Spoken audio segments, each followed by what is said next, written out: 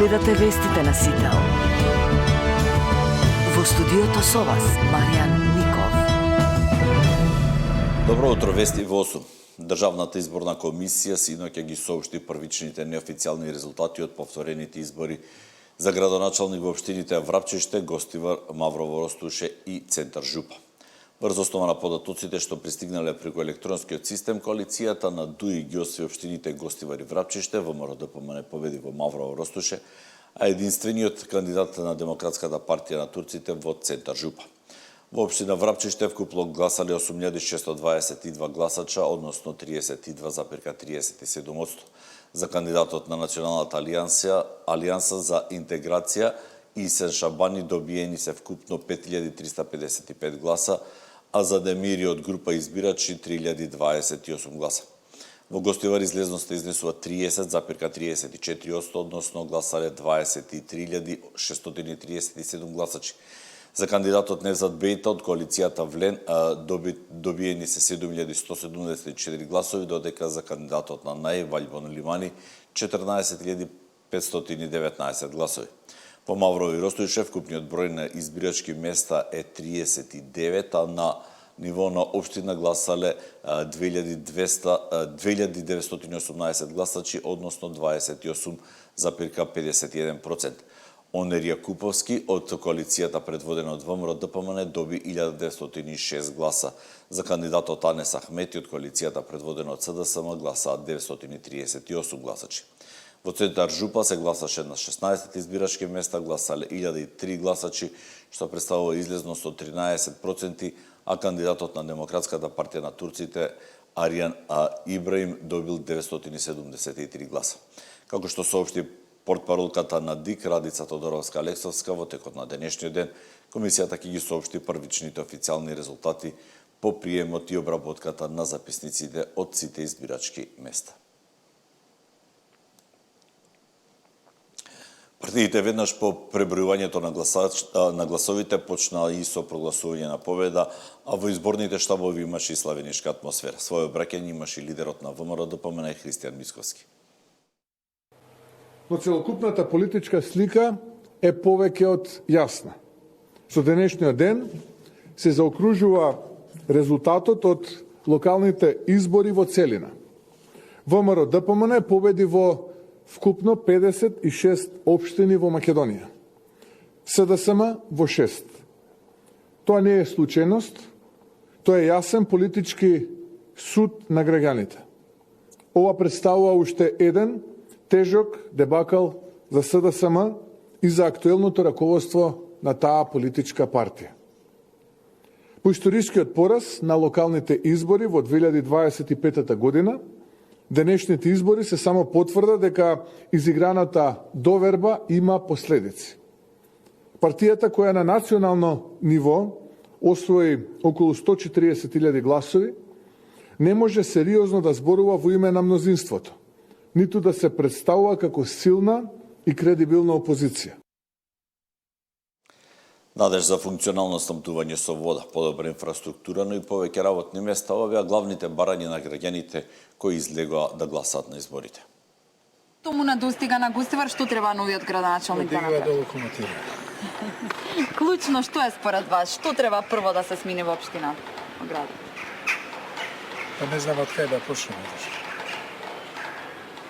Очекуваме да се биде подобро. Треба да се заложи многу за градот. Што му недостига на градот?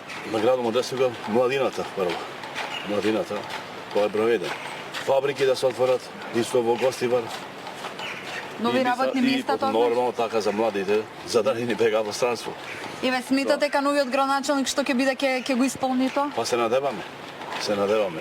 Најпрво да млади да отворе фабрики, да се работи млади, да нам не бегају, да имају своје како за физкултуре, такви центре. Тоа е највише потреба. Градот мало да се исчисти. Тоа. И ве сметате дека тој што ќе биде нов градоначалник ќе го исполни тоа? Ја сум 100% сигурна. Што недостига на Да градот? повличи све, најубаво, улици, чистотјата. Па све помалку. Конкретно, јас сум задоволен од Гостивар. Нема нешто големи промени се направи. Онака што е улиците. Што недостасува на општината Врапчиште? Што треба да направи новиот градоначалник? Има доста да се направи, али не знам од каде да почнеме. Еве, најважно според вас што е? Најважна е канализација, вода немаме. И тоа е тоа. Све фали. Например, Вода фали. Струја, све. што најмногу ви недостига во општина? Водата прво. Друго, патот е растурано на ова страна. Треба да се направи, па од другата страна исто треба да се направи. Многу треба да се прави, ама што? Најважно во општината. Вода, вода. Немаме вода ништо, немаме што пиеме добро.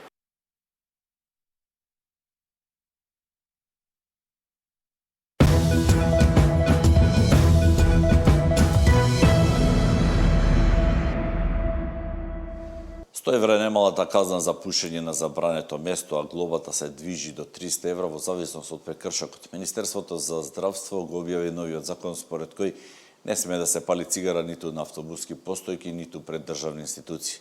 Според податоците на здравствените институции, годишно во земјава поради последици од пушењето умираат околу 4000 граѓани. Ако ве фатат со цигара во рака на места каде е забрането пушењето, доколку платите веднаш, задоволството ќе ве чини €100. Во рок од 8 дена сумата се зголемува од 150 до 300 евра, а со судска пресуда глобата за прекршокот е 3 пати повисока. Наместо пари ќе можете да вршите и општо корисна работа. За правните лица во зависност од големината на фирмата, казните се движат од 2000 до 5000 евра. Ова е предвидено во предлог законот на Министерството за здравство за заштита од пушење, кој треба да стапи на сила од 1 март.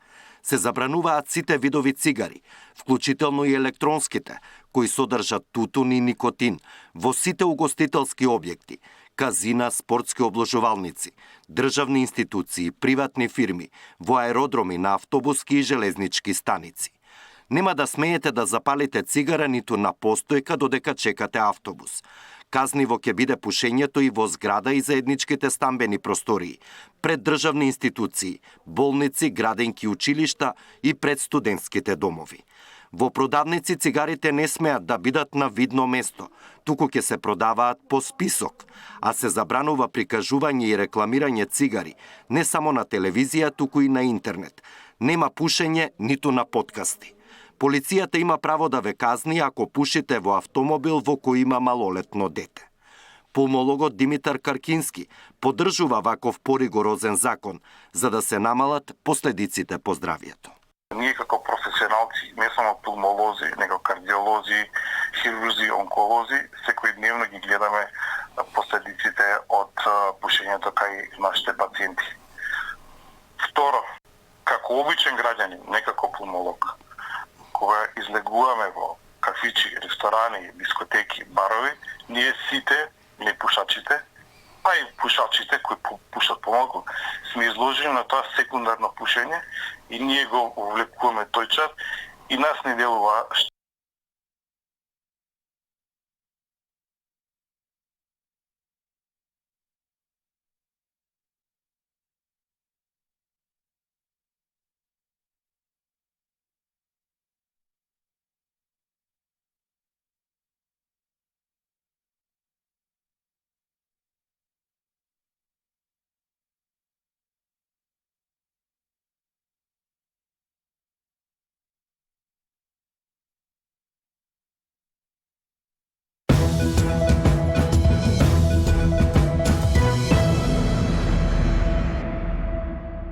Од Сеизмолошката обсерваторија при Природно-математичкиот факултет во Скопје ноќеска во 1 час и 14 минути е регистриран земјотрес, чиј епицентар потекнува во соседна Грција, на околу 116 км југоисточно од Скопје, со интензитет од 3 степени според Европската макросеизмичка скала.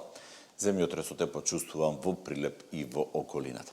Ова беше последната информација во вестите во 8, следното издание во 9 часот. Пријатно!